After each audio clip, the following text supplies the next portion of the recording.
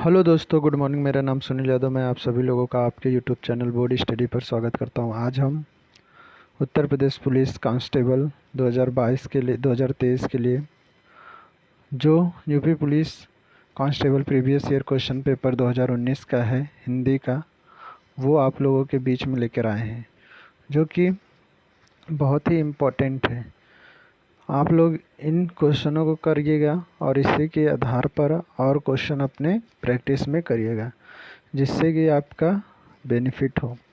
तो चलिए, वीडियो को स्टार्ट करने से पहले आप लोग वीडियो को लाइक, चैनल को सब्सक्राइब ज़रूर करें। आइए पहले क्वेश्चन की तरफ बढ़ते हैं, और आप लोग वीडियो को लाइक, शेयर और चैनल को सब्सक्राइब तब तक आप लोग कर लीजिए। चलिए ठीक है, आइए पहला क्वेश्चन क्या कहता है। पहला क्वेश्चन कहता है, अपमान में उपसर्ग क्या है। उपसर्ग आप लोग को पता होना चाहिए कि उपसर्ग क्या होता है, और उसी से संबंध एक प्रत्यय होता है। दोनों दिया है क्वेश्चन में, ठीक है। उपसर्ग क्या होता है, प्रत्यय क्या होता है। उपसर्ग वो शब्द जो शब्दांश के आदि में, मतलब पहले जुड़कर उनके अर्थ में कोई विशेषता ला दे या परिवर्तन ला दे, उसे हम उपसर्ग कहते हैं।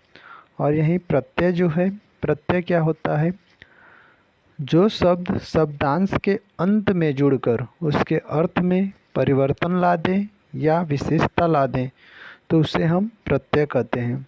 तो इसी तरह अपमान में, अपमान शब्द दिया हुआ है, उसमें पूछ रहा है कि उपसर्ग क्या है। क्या अ जो है वो उपसर्ग है, या मन जो है उपसर्ग है, या मान जो है उपसर्ग है, या अप जो है उपसर्ग है।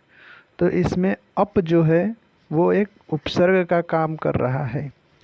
दूसरे क्वेश्चन में जो प्रत्यय पूछा है घबराहट में, उसमें प्रत्यय पूछा है। उपसर्ग किस में, पहले अपमान में पूछा है और घबराहट में प्रत्यय पूछा है। तो क्या घबराहट में जो प्रत्यय है, क्या वो अट है, या फिर हट है, या फिर आहट है, या राहा है। तो आपका जो इसमें प्रत्यय है वो आहट है। आहट यहाँ पर प्रत्यय का काम कर रहा है। चलिए तीसरा क्वेश्चन आपसे ये पूछ रहा है कि मैंने यह काम कर लेना चाहिए। क्या यह वाक्य शुद्ध है। इसमें जो अशुद्ध है उसी को पूछ रहा है। क्या मैंने शब्द सही है, या यह शब्द सही है, या काम शब्द मैंने शब्द गलत है, या यह शब्द गलत है, या काम शब्द गलत है, या कर लेना चाहिए गलत है। तो इसमें आप लोगों को पहले ही पढ़ते समझ में आ जा रहा है कि मैंने यह काम कर लेना चाहिए, ये शब्द नहीं होगा। यहाँ पर होना चाहिए कि मुझे यह काम कर लेना चाहिए। तो यहाँ पे मैंने शब्द गलत है। अगला क्वेश्चन नंबर 4, हिंद स्वराज नामक पुस्तक के लेखक कौन है। हिंद स्वराज नामक पुस्तक के लेखक कौन है। तो हिंद स्वराज जो है बड़ी फेमस पुस्तक रही। उस पुस्तक के राइटर का नाम पूछ रहे हैं। क्या वो गोपाल कृष्ण गोखले थे, क्या मौलाना आज़ाद जी थे, या मोहनदास करमचंद गांधी जी थे, या बाल गंगाधर तिलक जी थे। तो आप लोग का आंसर क्या होगा। तो ये आंसर होगा मोहनदास करमचंद गांधी। ये बिल्कुल राइट आंसर नंबर ए। अगला क्वेश्चन में पूछा है, समाज से संबंधित क्वेश्चन पूछा है। राजपुत्र में समाज कौन सा है, पूछ दिया है। क्या राजपुत्र में द्विगु समास है, या फिर द्वंद्व समास है, या अव्ययभाव समास है, या तत्पुरुष समास है। तो द्विगु समास क्या होता है, द्वंद्व समास क्या होता है, अव्ययभाव समास क्या होता है, तत्पुरुष समास क्या होता है, जब आप लोग पढ़े रहेंगे तभी बता पाएंगे कि राजपुत्र में समास कौन सा है। तो मैं आपको बता देता हूँ कि राजपुत्र में संबंध तत्पुरुष समास है, क्योंकि इस संबंध तत्पुरुष समास में जो विभक्ति होती है काके की, वो लुप्त होती हैं, छिपी हुई हैं। इसका विषय अगर विग्रह करेंगे, समास विग्रह, तो राजा का पुत्र हो जाएगा। राजपुत्र का विग्रह करने पर राजा का पुत्र हो जाएगा। और का के की जिसमें विभक्ति चिन्ह होता है वो संबंध तत्पुरुष समास का होता है। तो आपका राइट आंसर हो जाएगा तत्पुरुष समास। अगला क्वेश्चन है, इसमें वाच्य पूछा है। वाच्य क्या आम क्वेश्चन है आम खाया जाता है में कौन सा वाच्य है? आम खाया जाता है। देखिए, कृतिवाच्य क्या होता है, कर्मवाच्य क्या होता है, क्रियावाच्य क्या होता है, भाववाच्य क्या होता है। आम खाया जाता है तो आम जो है खाया जाता है, किसके द्वारा खाया जाता है? तो ये तो चलिए इसे मैं बाद में डिस्कस करता हूँ। अगला क्वेश्चन है, निम्नलिखित में अव्यय क्या है? निम्नलिखित में अव्यय क्या होता है? अव्यय वो शब्द होता है जिसे लिंग वचन कारक काल के आधार पर उसमें चेंज न किया जा सके, वो हमारा अव्यय होता है। तो क्या सुंदर को हम सुंदरता नहीं कर सकते, सुंदरी कर सकते हैं, नया को नवीन कर सकते हैं, वर्तमान में भी चेंजेस आ सकता है लिंग वचन कारक के आधार पर, लेकिन जो तथा है इसमें कोई चेंज नहीं हो सकता लिंग वचन कारक के आधार पर। तो आप लोग को यही अव्यय बताना था, ठीक है। चलिए अगला क्वेश्चन देखते हैं। क्वेश्चन नंबर 8 क्या है, हिंदी में अल्प विराम का चिन्ह क्या है? हिंदी में अल्प विराम का चिन्ह क्या है? तो क्या क्वेश्चन मार्क वाला है, या ऑप्शन बी है, ऑप्शन सी, ऑप्शन डी है? तो आप लोग को ये पता होना चाहिए कि जो ऑप्शन ए है वो क्वेश्चन मार्क है, प्रश्नवाचक चिन्ह है, ठीक है। और जो दूसरा ऑप्शन बी है वो विस्मयादि बोधक चिन्ह है। जो तीसरा है सिंबल वो पूर्ण विराम का है। और जो चौथा है यही हमारा आंसर है, जो कि एक अल्प विराम का है। अल्प विराम का मतलब होता है कि कुछ क्षण के लिए रुकना, उसे अल्प विराम कहते हैं। और एक इसी से संबंधित अर्ध विराम होता है जिसका सिंबल ये होता है। तो आप लोग इसमें दोनों में कंफ्यूज होंगे, इसलिए मैं दोनों का जो है कि सिंबल आपके सामने बता दिया है। अगला मुहावरा दिया हुआ है, नाक कटना। नाक कटने का अर्थ क्या होता है? नाक कटने का मुहावरा क्या होता है? मुहावरे का अर्थ क्या खून बहना होता है, या नुकसान होना होता है, या बदनामी होना, या इज्जत करना होता है? तो देखिए, नाक कटना आप लोग गांव में अपने शहरों में भी सुने होंगे कि इसने तो मेरी नाक कटा दी, इसने तो मेरी नाक कटा दी। तो ये होता है कि उसकी बदनामी हो जाना। तो इसमें न खून बहना होगा, ना नुकसान करना होगा, ना इज्जत करना होगा। इसका राइट आंसर हो जाएगा कि बदनाम करना या बदनामी होना। इसका right answer option number B हो जाएगा। आप लोग बड़े ध्यान से, बड़े सजलता से पढ़िए, क्योंकि इससे संबंधित क्वेश्चन आ रहे हैं। ये क्वेश्चन प्रीवियस ईयर ही है।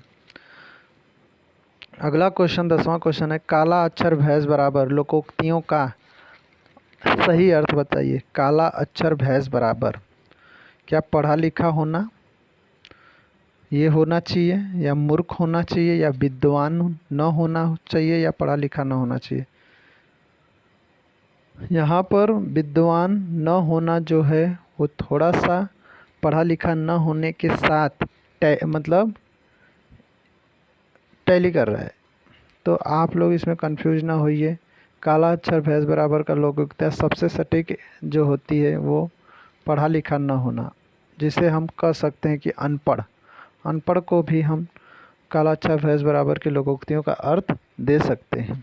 अगला क्वेश्चन है, अद्भुत रस का स्थायी भाव क्या है? देखिए, रस हमारे रस जो होता है नौ होता है, और उसका नौ ही स्थायी वो जो है रति होती है, और इसका अस्थाई भाव भी होता है। तो भरत मुनि के द्वारा तो जो रसों की संख्या 8 ही है, लेकिन एक रस बाद में और जुड़कर जो कि शांत रस को 9वां रस का संज्ञा दिया गया है, और भरत मुनि द्वारा केवल 8 रस ही हैं। तो जो अद्भुत रस का स्थायी भाव है, अद्भुत का मतलब क्या होता है कि अद्भुत, कोई ऐसी चीज़ जो पहले न हुई हो, अद्भुत है। तो अद्भुत का मतलब कि विस्मय या फिर आश्चर्य, इसका आश्चर्य भी होता है, आश्चर्य। ये इसका राइट आंसर हो जाएगा। तो चलिए अगली स्लाइड पे चलते हैं, क्वेश्चन नंबर 12 के साथ। निम्नलिखित में से दंत ध्वनि कौन सी है? देखिए दंत ध्वनि, आप लोग वर्णमाला पढ़ेंगे तो उसमें पहले चैप्टर यही दिया है कि ध्वनियों का जो है स्थान आपसे पूछता है। एक कंठ होता है, तालु होता है, दंत होता है, ओष्ठ होता है, दंतोष्ठ होता है, दंतमूल्य होता है। तो आप लोग अगर जब वर्णमाला पढ़ेंगे तब आपको समझ में आएगा कि ये दंत ध्वनि क्या होती है।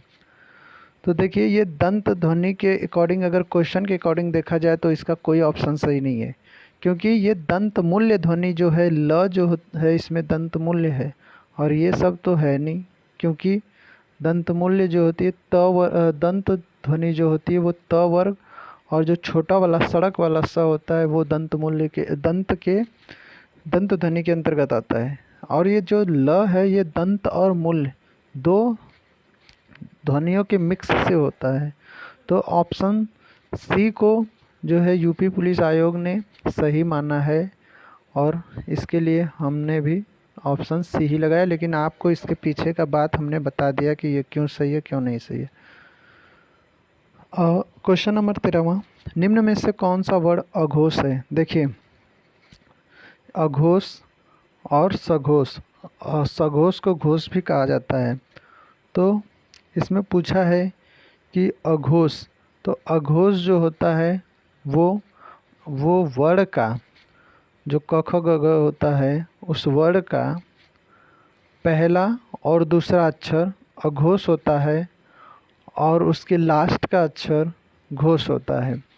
तो इसमें जो अघोष पूछा है वो हो जाएगा च, क्योंकि ये पहला ही है, च वर्ग का पहला च ही होता है, फिर छ, फिर उसके बाद ये जो ज है, ये झ है, ड है। ये आप लोग देख सकते हैं कि ये लोग पहले दूसरे स्थान पर नहीं आते, ये ज तीसरे स्थान पे आता है, ये भी नहीं आता, ये भी नहीं आता। तो ये तीनों के तीनों क्या है? ये तीनों के तीनों घोष हैं, ठीक है ना। घोष में अंतस्थ व्यंजन आता है और उष्म व्यंजन का ह वर्ग, ह शब्द, ह अक्षर आता है। चलिए आगे देखते हैं, क्वेश्चन नंबर 14, किस शब्द का प्रयोग सदा बहुवचन में होता है?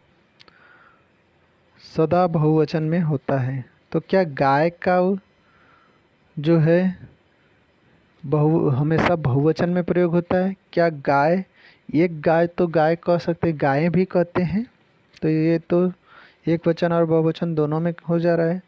बहन और बहनें भी हो जाता है, लता लताएं होता है, लेकिन दर्शन का आप एक वचन और बहुवचन नहीं कर सकते, ये सदा ही सदा बहुवचन में इसका यूज होता है, दर्शन का। अगला क्वेश्चन है क्वेश्चन नंबर 15, निम्नलिखित में से कौन सा शब्द पुल्लिंग है?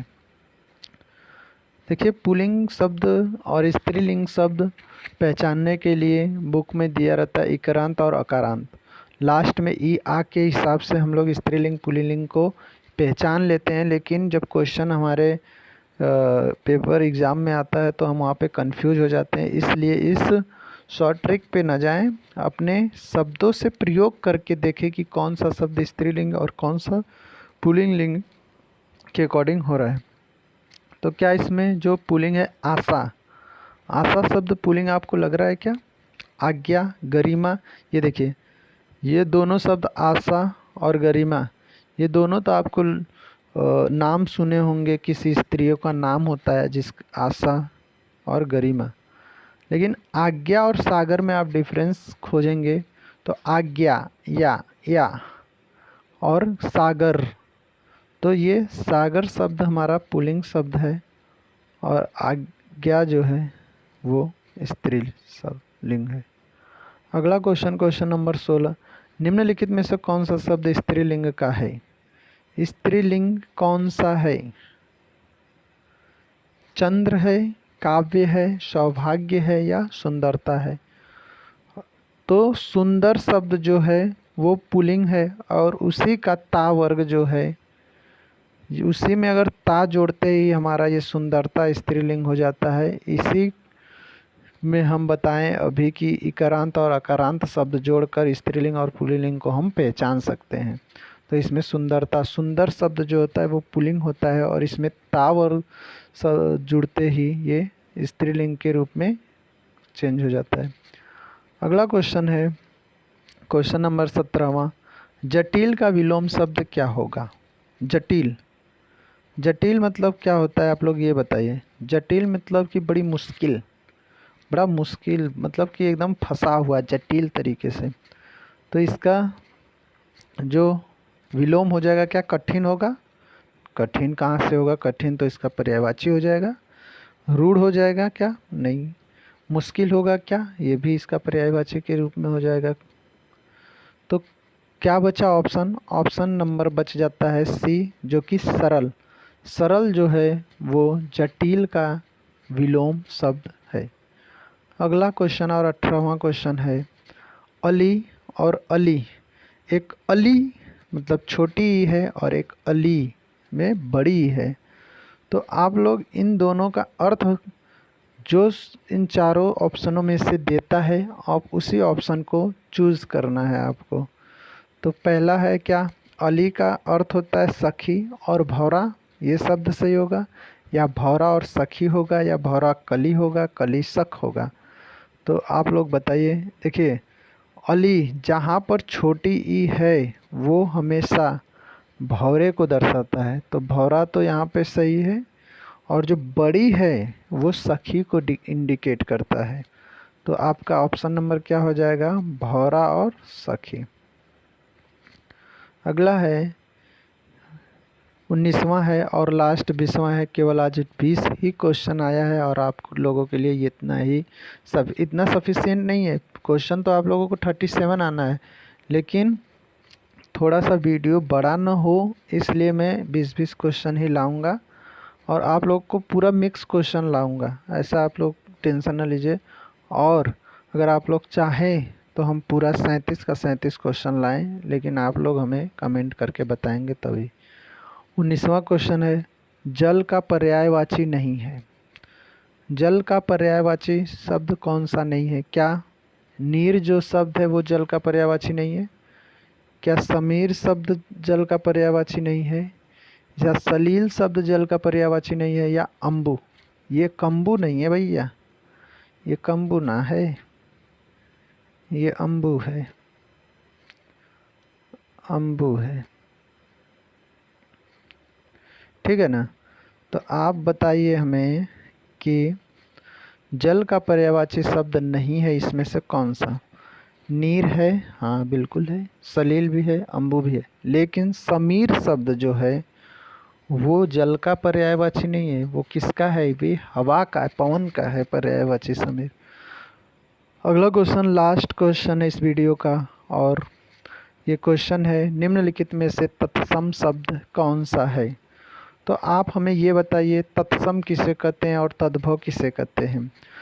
जो तत्सम होता है वो संस्कृत का ज्यों का त्यों शब्द होता है, और जो तद्भव होता है वो संस्कृत से चेंज होकर हिंदी में ही प्रयोग होते होते वो उसका बिगड़ा हुआ रूप हो जाता है, उसे हम तद्भव कहते हैं। तो निम्नलिखित में से जो तत्सम है वो शब्द कौन सा है उसे आपको चूज़ करना है। तो क्या ये गधा जो लिखा हुआ है ये तत्सम शब्द है क्या? या फिर गाय जो है वो तत्सम है, या घड़ा जो है वो तत्सम है, या फिर ग्राहक शब्द जो है वो तत्सम है? तो आप हमें बताइए कि तत्सम शब्द इसमें से कौन सा है। तो आपको हम एक बात बता देते हैं कि जो शब्द पढ़ने में और बोलने में कठिन लगे, कठिन, ये थोड़ा छोटा सा ट्रिक है समझने के लिए, वैसे तो आप ट्रिक पे ध्यान न दें, पूरा पढ़ा करें। जो भी शब्द अगर पढ़ने में और लिखने में, सुनने में हमें कठिन लगता हो, वो संस्कृत जैसा लगता हो, तो वही हमारा तत्सम होगा।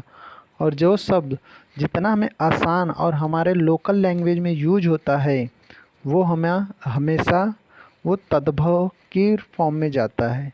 तो आप लोग इसे ज़रूर अपने माइंड में सेट करिएगा कि जितना हमें जो क्वेश्चन हमें कठिन लगे या उसका उच्चारण कठिन लगे वो हमेशा तत्सम होता है, और जितना जो शब्द हमें जितना आसान लगता है और हमारे बोलचाल की भाषा में प्रयोग होता है वो हमेशा तद्भव होता है। तो यहाँ पर ऑप्शन नंबर डी होगा ग्राहक, बिल्कुल सही। तो आप लोग इन सभी 20 क्वेश्चन को बड़े ध्यान से और सहीलता से पढ़िएगा, जो कि इम्पोर्टेंट है।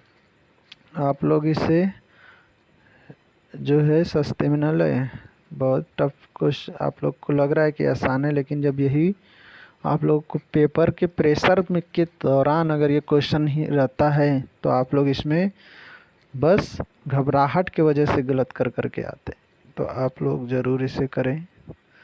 आइए कल हम सुबह फिर 8 बजे आप लोगों के समीप होंगे। तो वीडियो को लाइक शेयर, चैनल को सब्सक्राइब ज़रूर करें।